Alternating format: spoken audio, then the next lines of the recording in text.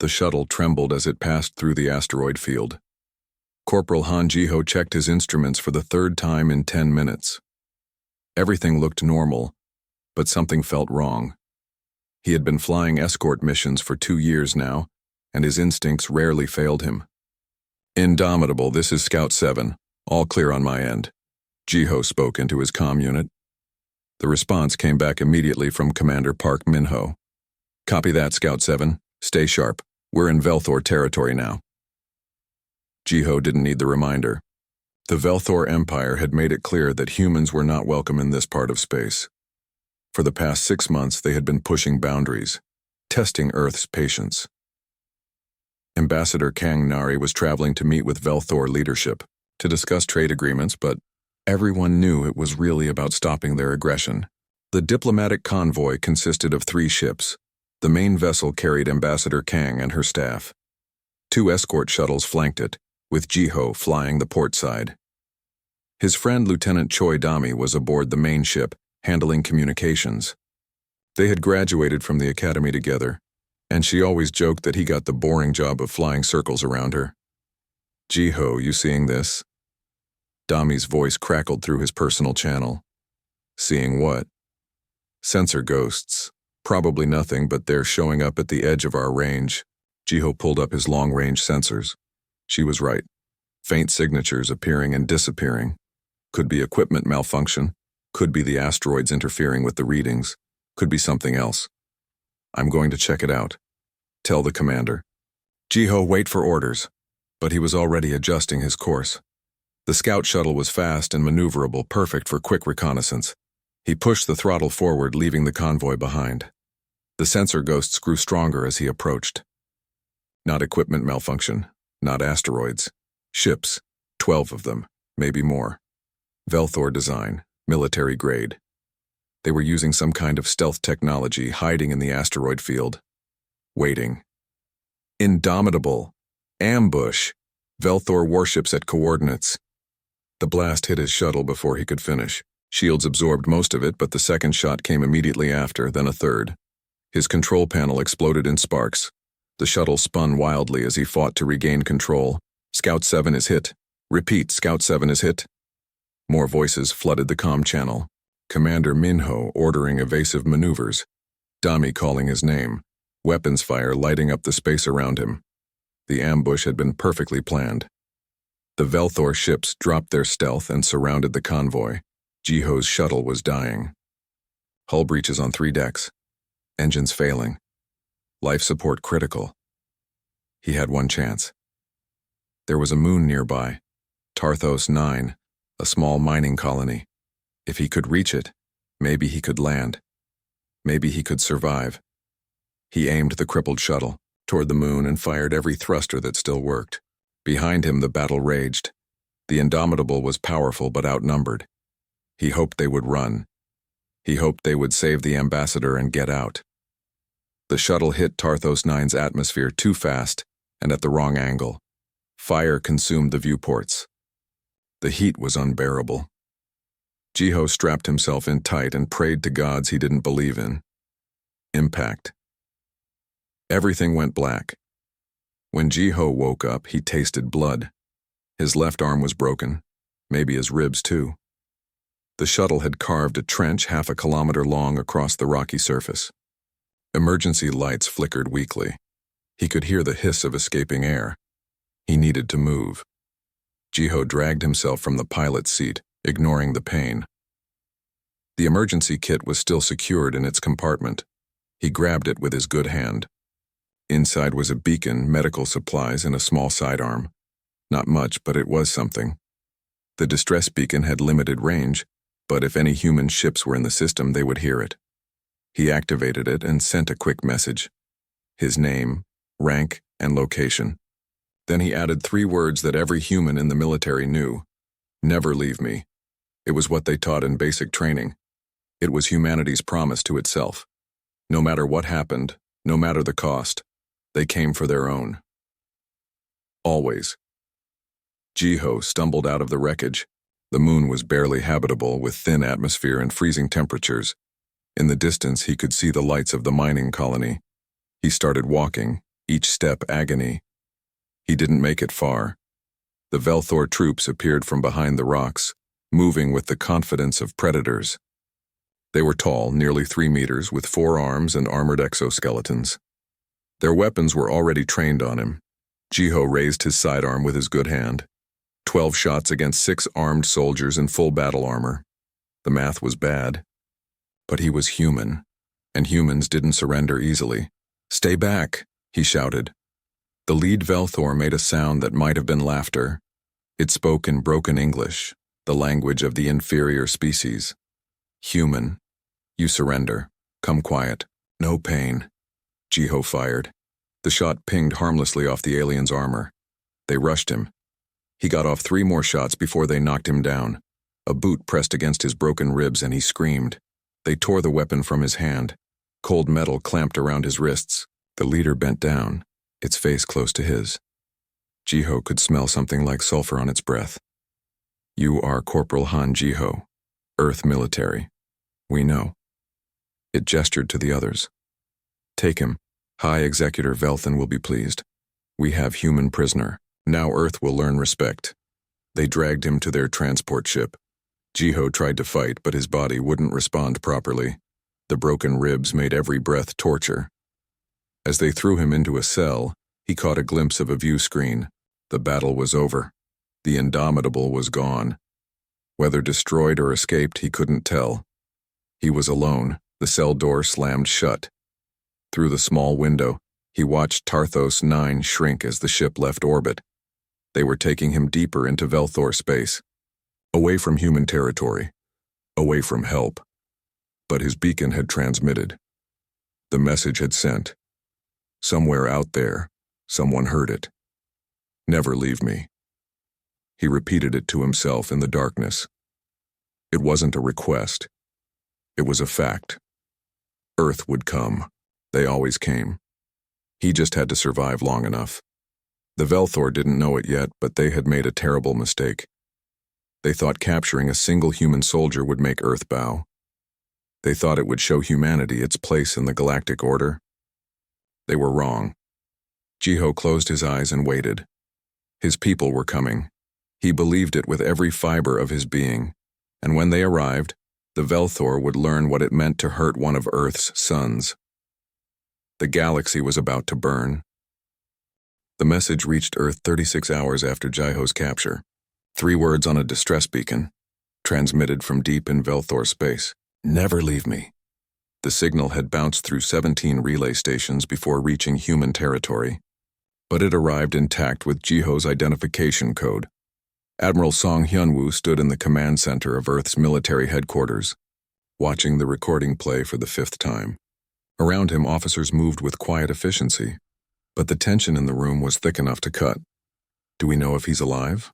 Admiral Song asked. Captain Lee Soman stepped forward. She commanded Earth's stealth destroyer fleet, the ships that operated in the shadows where others feared to go. Her face was grim. "Velthor intelligence chatter confirms they have a human prisoner. They're broadcasting it on their propaganda channels." She hesitated. "Sir, you need to see this." The main screen changed. The video was poor quality, clearly meant to humiliate rather than inform. It showed Jiho, barely recognizable under the bruises and blood. He was chained to a wall in what looked like a public square. Velthor citizens walked past, some throwing things at him. Others just stared. A Velthor official stood before the camera, speaking in the clicking language of his species. Subtitles appeared in English. "Behold the mighty humans, so proud, so arrogant. This one dared to enter our space. Now he serves as example. Earth will submit or more will suffer like this one." The video cut to Jiho being struck by a guard. He didn't scream. Even broken and bleeding, he stayed silent. The feed ended. The command center was absolutely quiet. Admiral Song felt something cold settle in his chest. Not anger yet. Something deeper. Something that came from the oldest parts of human nature. "Get me President Seo," he said softly. Within the hour, the president of United Earth Government was in the command center. Seo Daehyun was a politician, not a soldier, but he understood what was at stake. He had seen the same video, so had everyone on Earth. Social media had exploded. The footage of Jiho's torture was everywhere. Millions of people sharing it. Not out of morbid curiosity, but out of rage. Protests formed outside government buildings. Not protests against the government, but protests demanding action. Bring him home, they chanted. Bring him home. President Seo looked at the military leaders gathered before him. Options? Admiral Song pulled up a star map. The Velthor are holding him in their core territories. To reach him, we would have to fight through their entire military. We have 300 ships combat ready. Intelligence estimates they have 40,000. Then we negotiate, President Seo said. Sir, Captain Lee Soman interrupted. The Galactic Council has already issued a statement. They say this is a regrettable incident that should be resolved through proper diplomatic channels. Those channels will take months, maybe years, and there's no guarantee they'll rule in our favor. Dr. Yoon Taehyung entered the room moving quickly. He was the director of Earth's Advanced Weapons Division, a man who rarely left his laboratories. His presence here meant something important. Show them, he said to his assistant. The star map was replaced by technical schematics, ships, weapons, systems that looked like nothing else in the human fleet. For 43 years, Dr. Yoon began, we have been the new species, the weak ones, the primitives who barely discovered faster than light travel. Every other race looked down on us. But we learned. We studied every piece of alien technology we could find. We took their designs and made them better. He highlighted a sleek destroyer on the screen. This is the Phantom class. Stealth systems that make our ships invisible to any known sensor. Quantum drives that let us jump in and out of combat at will. Shields that can absorb punishment from weapons 3 generations ahead of anything the Velthor have. Another schematic appeared. Railguns that accelerate projectiles to 90% light speed. One shot can cut a dreadnought in half. More designs followed. Cyber warfare systems, automated drones, weapons that bent physics in ways that made the alien technology look primitive. How many do we have? Admiral Song asked. Enough, Dr. Yoon replied. We've been building them in secret for 15 years. Factories on Mars, the Belt, the outer colonies. We knew this day would come. We knew eventually someone would test us. President Seo studied the weapons. If we do this, there's no going back. We'll be at war with one of the galaxy's major powers. Other species will choose sides. The Council will condemn us. They already abandoned us, Captain Lee Soman said quietly. They saw our soldier tortured and did nothing. They chose bureaucracy over justice. Admiral Song looked at the president. Sir, I need to know. How far are we willing to go? President Seo was quiet for a long moment. He thought about Jiho, a young man he had never met. He thought about the promise humanity made to itself. Never leave anyone behind. He thought about what it meant to be human in a galaxy that saw them as weak. We give them one chance, President Seo finally said. One opportunity to do the right thing. If they refuse, then we show them what happens when you hurt our family. The emergency session of the Galactic Council convened aboard their neutral station. Representatives from 200 species gathered. Ambassador Kang Nari stood before them, having barely escaped the ambush that captured Jiho. She was bruised but alive. Her diplomatic ship damaged but functional. The Velthor Empire has committed an act of war, she stated clearly. They ambushed a diplomatic mission in neutral space. They captured a human soldier and are torturing him publicly. We demand his immediate release and the arrest of those responsible. The Velthor representative, an ancient being named Velthan, made a dismissive gesture with his multiple arms. The human entered our territory illegally. He is a spy. We are well within our rights. He was protecting a diplomatic convoy. So you claim. We have different evidence. The council moderator, a floating crystalline being from the oldest known species, spoke in thought waves that translated to all languages. This matter requires investigation. We will form a committee to review the evidence. This process typically takes 8 to 12 standard cycles. Months, Ambassador Kang said flatly. You want us to wait months while our soldier is tortured. We must follow proper procedure. Ambassador Kang looked at each representative in turn. Some avoided her gaze. Others looked sympathetic but said nothing. The galaxy's power structure was old and rigid. Humans were too new to matter. Then I deliver a message from my government, she said. You have 72 hours to return Corporal Han Jiho alive and unharmed. If you fail to do so, Earth will take action. Velthan laughed, a sound like grinding metal. Action. What action can primitives take against the might of the Velthor Empire?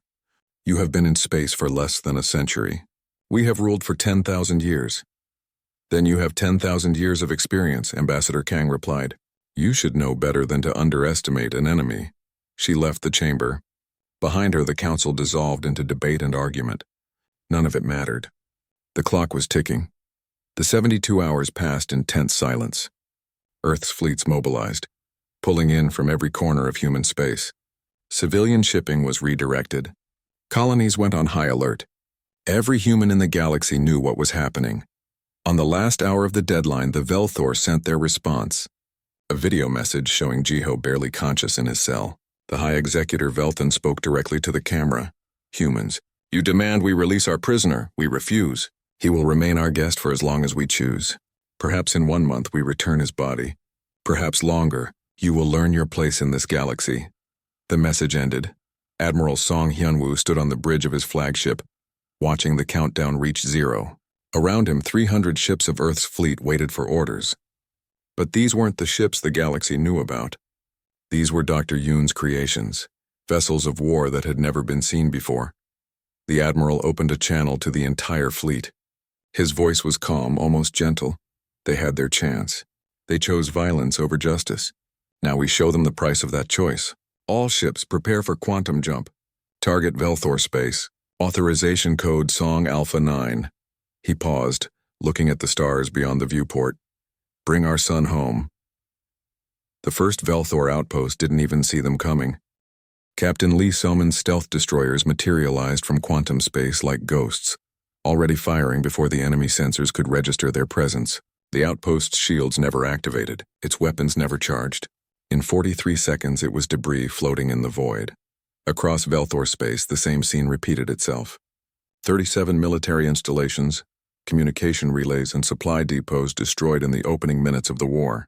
The Velthor military command scrambled to respond, but their communication network was in ruins. Individual fleet commanders received conflicting orders or no orders at all. Admiral Song watched from his flagship as the tactical display updated. Each red dot representing a Velthor target winked out, replaced by green confirmation markers. His fleet hadn't lost a single ship yet. The element of surprise was total. Sir, we're receiving surrender requests from 3 Velthor stations, his communications officer reported. Deny them. Continue the attack. This wasn't about accepting surrender, not yet. This was about sending a message that would echo across the galaxy. Hurt humanity, and humanity would hurt you back 1,000 times worse. The Velthor Third Fleet, 2,300 ships strong, moved to intercept the human advance. They were the pride of the Empire, veterans of a dozen conquests. Their commander, Fleet Master Thekvar, was confident. Yes, the humans had gotten lucky with their first strike, but now they faced real military might. His confidence lasted exactly 8 minutes. The human ships appeared on his sensors, but not where they should be. They were everywhere at once, jumping in and out of real space using technology that made Velthor FTL drives look like primitive rockets. His gunners couldn't track them. His shields couldn't stop their weapons. A human railgun round hit his flagship. It passed through the shields as if they weren't there, punched through 40 meters of armor and exited the other side. The ship's entire starboard section depressurized. Alarm screamed. Crew members were sucked into space before emergency bulkheads could seal. Another human ship appeared directly behind his formation. It launched what looked like simple missiles, but when they struck, they didn't explode. Instead, they released a pulse that shut down every electronic system within a kilometer radius. 6 Velthor cruisers went dark simultaneously, drifting helplessly. All ships evasive maneuvers. Thekvar ordered. Concentrate fire on...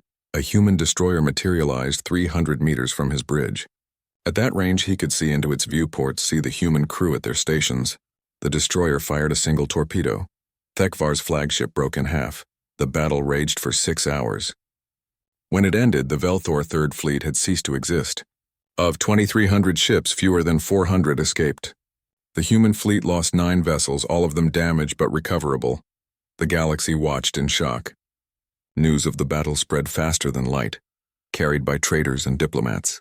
The humans, the species everyone dismissed as primitives, had just destroyed one of the most powerful military forces in known space. But Earth wasn't done. President Seo Daehyun addressed the Galactic Council from Earth's capital. Every species in the galaxy received the transmission. His words were simple and direct. You chose to do nothing when our soldier was captured. You chose bureaucracy over justice. You chose to protect an empire that tortures the innocent. Very well. We will handle this ourselves. Behind him, the tactical display showed Velthor space turning red as human forces advanced. Every Velthor military installation is now a target. Every weapons factory, every shipyard, every research station. We are not here to conquer. We are here to ensure the Velthor can never threaten anyone again. He paused, letting that sink in. To the other species of the galaxy, we offer this warning. We have suspended all trade with non-human worlds. All exports of human food, minerals, and manufactured goods have ceased. This will continue until Corporal Han Jiho is returned to us alive. The economic impact was immediate and devastating. Humans had been in the galaxy for only 43 years. But in that time, they had become essential to the galactic economy. Human agriculture fed 17 species. Human mining operations provided rare materials that couldn't be found elsewhere. Human factories produced goods cheaper and faster than anyone else. Within days, food riots broke out on 6 different worlds. The Kravix Empire, longtime rivals of the Velthor, secretly contacted Earth offering intelligence in exchange for resumed trade. Other species began to distance themselves from the Velthor, afraid that association would cost them access to human goods. The Galactic Council convened another emergency session, but Earth refused to attend. Ambassador Kangnari had returned home, leaving the Council without a human voice. The message was clear. Earth was done talking. Deep in Velthor space, Lieutenant Choi Dami worked frantically in the communications bay of the Indomitable. Commander Park Minho's ship had survived the initial ambush and was now part of the invasion force. Dami's job was to find Jiho, to pinpoint exactly where the Velthor were holding him. She worked with intercepts from Captain Lee's stealth ships, piecing together encrypted communications. The Velthor were moving Jiho constantly, afraid that human forces would attempt a rescue, but every move left a digital trail and Dami was very good at her job. Got him, she said suddenly. Station HFY 9, Sector 13. It's a fortress prison, maximum security. Commander Minho studied the data. Heavily defended. At least 40 capital ships in the system. Planetary defense batteries. Fighter wings. They know we're coming. Yes, sir. But we have Major Kim Jun-ho's strike team ready. If we can get them close enough, we'll get them close enough. Minho opened a channel to the fleet. All ships knew target coordinates. We're going to get our boy. The fortress prison HFY 9 orbited a dead moon in a system far from any habitable worlds. It was where the Velthor sent their worst criminals and now their human prisoner. The station commander, a scarred veteran named Kefavar, watched his sensors as the human fleet approached. 40 Velthor capital ships, the 4th Defense Fleet, moved to intercept. Their orders were simple. Hold the system. Protect the prisoner. Show the humans that they couldn't win every battle. The human fleet didn't even slow down. They came in like a hammer, weapons already firing at maximum range. Vice Admiral Huang Myung commanded the assault, her carrier battle group leading the charge. Her ships launched thousands of fighters, small craft that swarmed around the Velthor ships like angry insects. But these weren't normal fighters. Each one was piloted by AI, coordinated by quantum computers that could process battlefield data faster than any organic brain. They moved in perfect formation, never missing, never hesitating.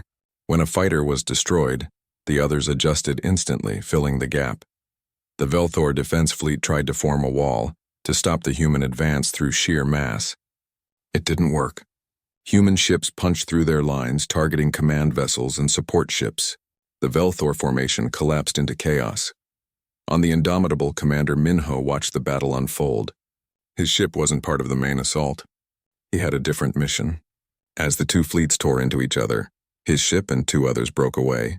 Using the battle as cover, they burned toward the fortress prison at maximum acceleration. Inside the station, Kefvar saw them coming. He activated every defensive weapon the station had. Missiles launched. Energy cannons fired. The 3 human ships weathered the storm, their shields flaring bright but holding. In the belly of the Indomitable, Major Kim Jun-ho and his strike team prepared for deployment. 20 soldiers, the best Earth had. They wore powered armor, carried weapons designed for close-quarters combat, and each one had volunteered for this mission. Remember, Junho said to his team, we're not here to fight. We're here to get Jiho. Anyone who stands in our way dies. Anyone who surrenders lives. Clear? Clear, sir. The Indomitable took a direct hit, shuddering under the impact. Alarms blared, but they were close enough now. Junho's team loaded into assault pods, small armored capsules that would be fired directly at the station. Launch. The pods shot across the gap between ship and station, too small and fast for the defensive systems to track effectively. They slammed into the station's hull, cutting torches activating automatically to burn through the outer armor. Junho was the first through, dropping into a corridor filled with Velthor guards. His weapon hummed as it fired, electromagnetically accelerated rounds that punched through armor like paper. The guards fell before they could return fire. Move! Move! Dami, we're in! Guide us! Back on the Indomitable, Lieutenant Choi Dami pulled up the station's schematics. Left corridor, 50 meters, then down 3 levels. I'm tracking life signs that match human biology. The strike team moved like a single organism, trained for exactly this kind of operation. They encountered resistance at every turn. Velthor soldiers' security systems locked doors. Nothing stopped them. Junho's team had one purpose, one focus. They found Jiho in a cell deep in the station's core. Major Kim Junho cut through the door with plasma charges. Inside, chained to the wall, was their objective. Jiho looked up through swollen eyes.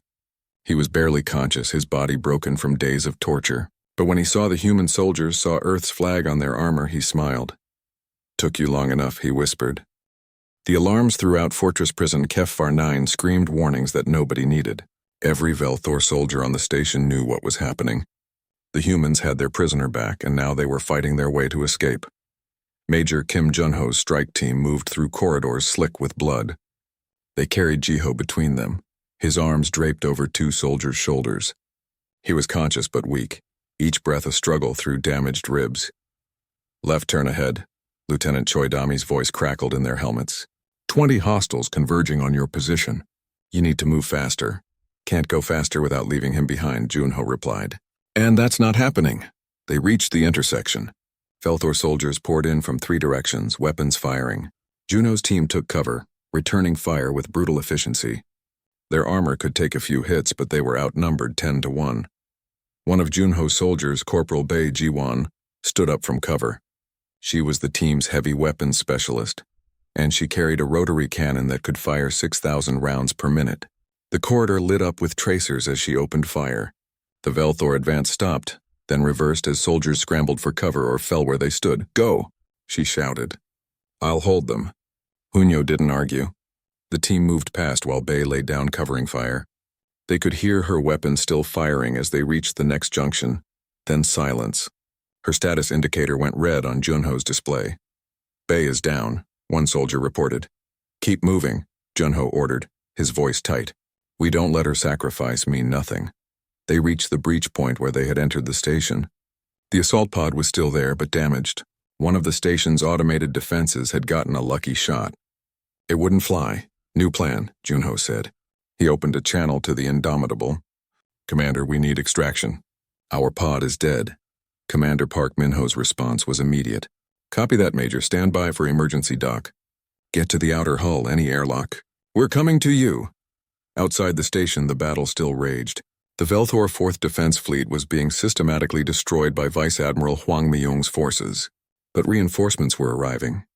The Velthor had pulled ships from 3 sectors, desperate to prevent Jiho's rescue.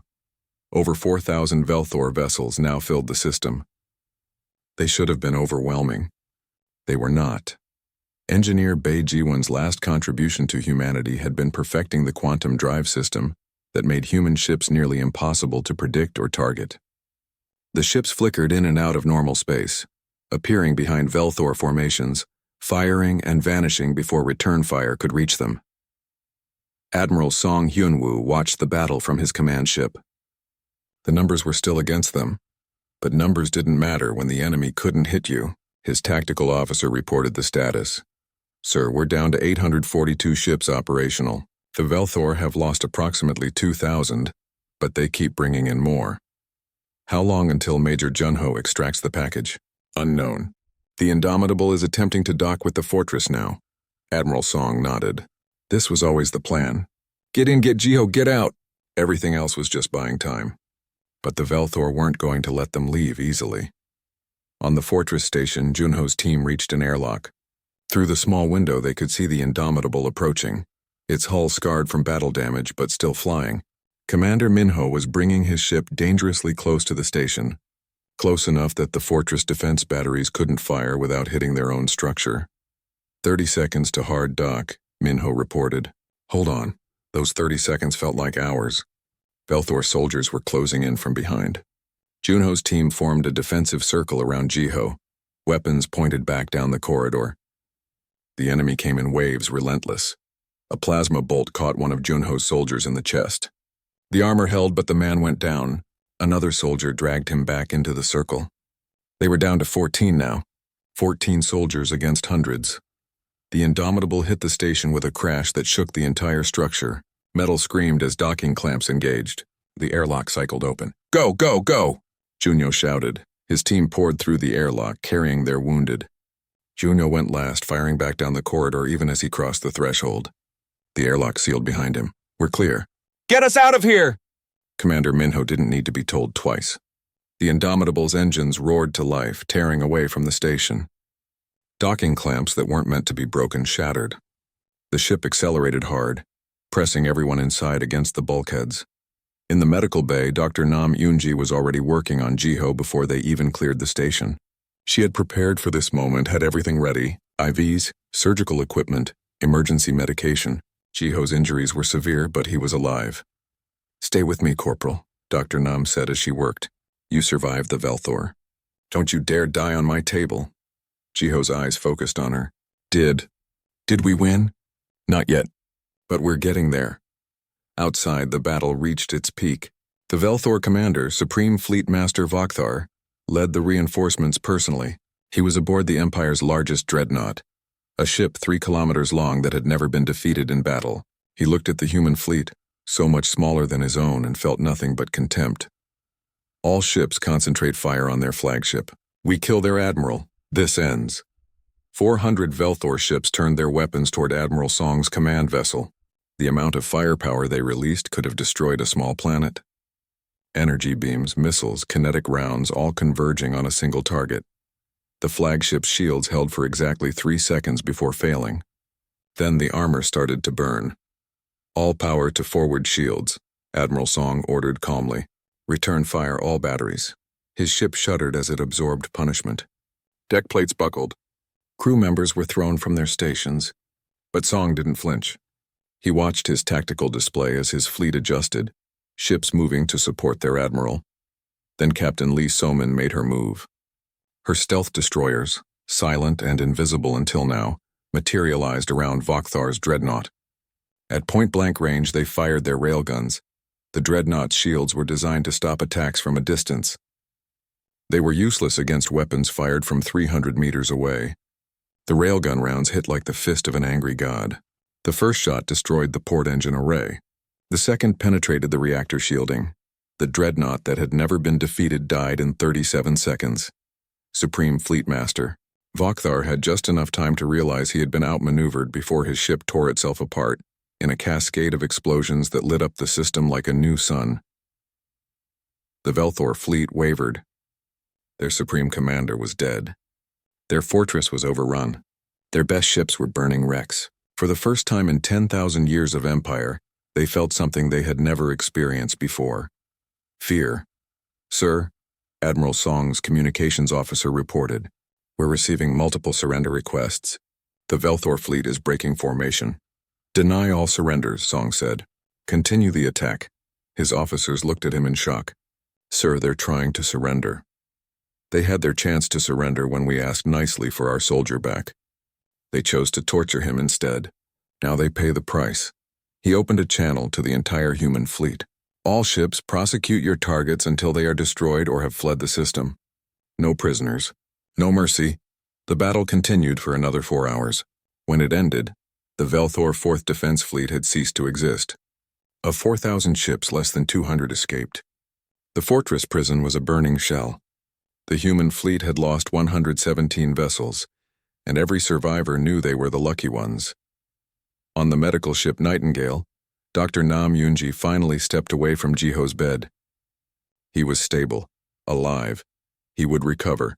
though the scars would be with him forever. Lieutenant Choi Dami sat beside his bed, holding his hand. She had cried when she first saw him, but now her eyes were dry and hard. "They're saying we killed thousands," Jiho whispered. "Maybe tens of thousands. All for me." "Not for you," Dami corrected gently. "For all of us. Because we don't leave our people behind, ever." "Was it worth it?" She squeezed his hand. "Ask the next human who gets captured if the Velthor torture them. Ask the next species that thinks about attacking Earth if they think we'll bow. Then you'll know if it was worth it." Jiho closed his eyes. "What happens now?" "Now?" Dami smiled, but it was not a kind smile. "Now Earth shows the galaxy what happens when you push us too far. We're not done yet, not even close." In the Velthor home system, panic spread like wildfire. The humans were coming, and they showed no signs of stopping. The Velthor Empire had stood for 10,000 years. In 3 weeks, Earth reduced it to ashes. Colonel Oh Sung-ho commanded the ground forces that landed on Velthor colonies. His orders were specific, and he followed them to the letter. Evacuate civilians, destroy all military installations, leave nothing that could be used to make war. On the colony world of Vaktar 4, his troops moved methodically through the weapons factories. They gave the workers 6 hours to evacuate, then brought the entire complex down with carefully placed explosives. Mushroom clouds rose into the alien sky, visible from orbit. The Velthor civilians watched from designated safe zones. They had expected death, expected conquest and slavery. Instead, human soldiers distributed food and medical supplies. Children who had been taught that humans were monsters received chocolate from soldiers who showed them pictures of their own children back on Earth. "Why are you helping us?" One Velthor elder asked Colonel O through a translator. "Your kind should hate us for what we did." O looked at the elder, his face hard. "We do hate what your empire did. But you're not the empire. You're just people who were unlucky enough to live under it. When this is over, you'll need to rebuild. We won't make that impossible." The confusion on the elder's face was clear. This wasn't how conquerors were supposed to act. But humanity was rewriting the rules. In Earth's capital, President Seo Daehyun prepared for the peace conference. The Galactic Council had finally taken action, terrified that the war would spread beyond Velthor space. They demanded negotiations, and this time Earth agreed. But Earth had conditions. The conference was held on a neutral station, the same one where Ambassador Kang Nari had pleaded for help weeks ago. Every major species sent representatives. The room was crowded with aliens of all shapes and sizes, some carbon-based, some silicon, some pure energy in containment fields. The Velthor sent what remained of their leadership, old beings who had watched their empire crumble in days. They looked diminished, broken. Then the human delegation arrived. Admiral Song Hyun-woo led them, his uniform crisp despite weeks of combat. Behind him walked Ambassador Kang, Commander Park Min-ho, Lieutenant Choi Dami, and Dr. Nam Yoonji. But it was the last member of the delegation that made the entire room fall silent. Corporal Han Ji-ho walked on his own power, though Dr. Nam stayed close in case he faltered.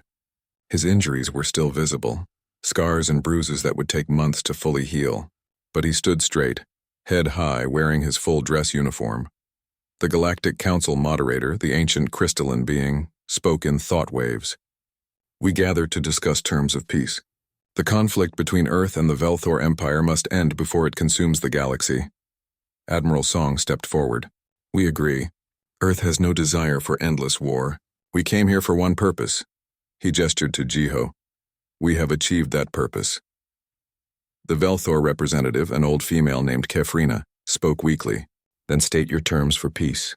What tribute do you demand? What territory do you claim?" "Neither," Jiho said, speaking for the first time. Every eye in the room turned to him.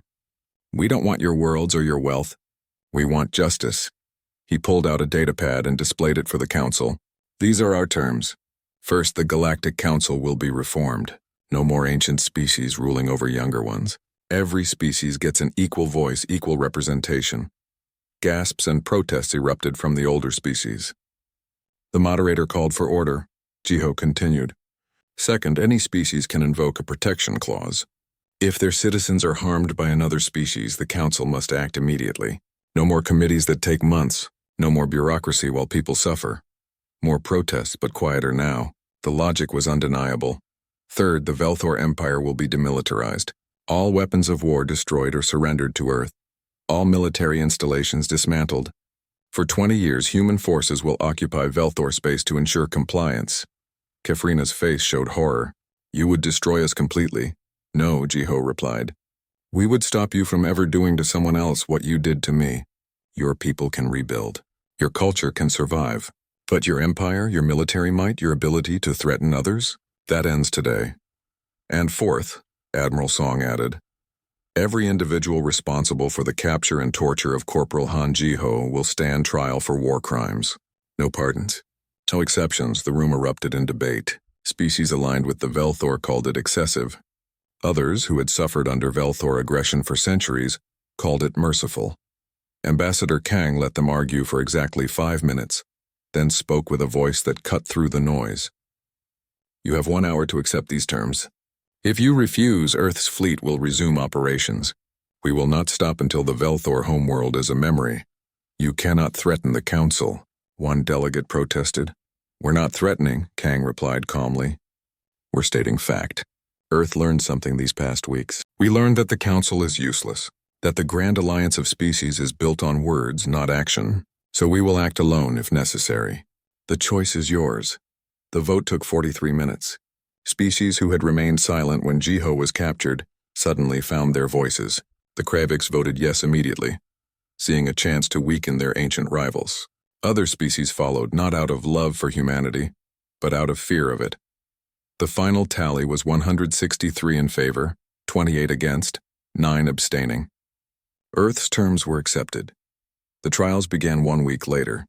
High Executor Velthan, who had ordered Jiho's torture, stood before the War Crimes Tribunal. The evidence was overwhelming, much of it from the Velthor's own propaganda broadcasts. He showed no remorse. I did what any leader would do. The human was an enemy. I treated him as such. The judges, a panel of 3 humans and 3 neutral aliens, deliberated for 20 minutes. The verdict was unanimous. Guilty on all counts. The sentence was death. Velthan was executed by firing squad the human way. Quick and clean. More mercy than he had shown Jiho. 16 other Velthor officials followed him. General Beck Minseok took command of the occupation forces. He ruled the Velthor territories with firm fairness. Military installations were dismantled, but food distribution centers were built. Weapons factories became manufacturing plants for peaceful goods. Velthor children went to schools where they learned history from a different perspective, one that didn't glorify conquest. It would take a generation, but the Velthor would change. They would learn. On Earth, memorials were built for the 14,329 humans who died in the war. Each name was carved in stone, each sacrifice remembered. The largest memorial stood in front of Earth's military headquarters. Jiho stood before it on the anniversary of his rescue. He wore civilian clothes now, having left the military. The scars still hurt sometimes, especially when it rained, but Dr. Nam said that was normal. Lieutenant Choi Dami stood beside him. She had stayed in service, now commanding her own ship. She came back to Earth when she could, always finding time to visit the memorial with him. Do you ever regret it? Jiho asked quietly. All those people who died for me? They didn't die for you specifically, Dami replied. They died for what you represented. The idea that we protect our own no matter the cost. That we don't abandon family. She looked at him. You were worth it, Jiho. Not because you're special, but because you're one of us. That's what makes you worth dying for. A young woman approached them wearing the uniform of Earth's diplomatic corps. She was new, Jiho could tell. Probably just graduated from the academy. Excuse me, she said nervously. Are you Corporal Han Jiho? Just Jiho now. I'm retired. I wanted to thank you, sir. I'm being posted to the Galactic Council. My first assignment as a diplomat. They told us in training that it's safer now because of what you went through. Because Earth changed the rules. Jiho smiled. It wasn't just me. It was everyone. He gestured to the memorial. Thank them. The young woman bowed respectfully and left. Jiho watched her go. This person whose safety had been bought with blood and sacrifice. She's right, you know, Dami said. It is safer now. The galaxy learned its lesson. Counselor An Jisoo, Earth's new permanent representative to the Galactic Council, would agree. She had just finished negotiating a mutual defense pact with 17 species. They came to her, not the other way around. Everyone wanted Earth as an ally now. Everyone remembered what happened to Earth's enemies. On the far side of the galaxy, Professor Hong Yuna completed her historical record of the conflict. She titled it the 72-Hour War, though it had lasted much longer. The name stuck because of what it represented. The 72 hours that Earth gave the Velthor to do the right thing. The 72 hours that changed everything. Her conclusion was simple but profound. Humanity entered the galactic stage as the youngest species, the weakest, the most easily dismissed. They left the 72-hour war as something else entirely. Not conquerors, not an empire, but a force that would burn the galaxy to ash before abandoning one of their own. Other species have strength, others have technology, but humanity has something more powerful. They have each other, and that, more than any weapon, makes them terrifying. Years passed. The Velthor rebuilt, no longer an empire but a federation of independent worlds. Trade resumed between Earth and the galaxy. The reforms to the Galactic Council made it actually functional. Smaller SPI,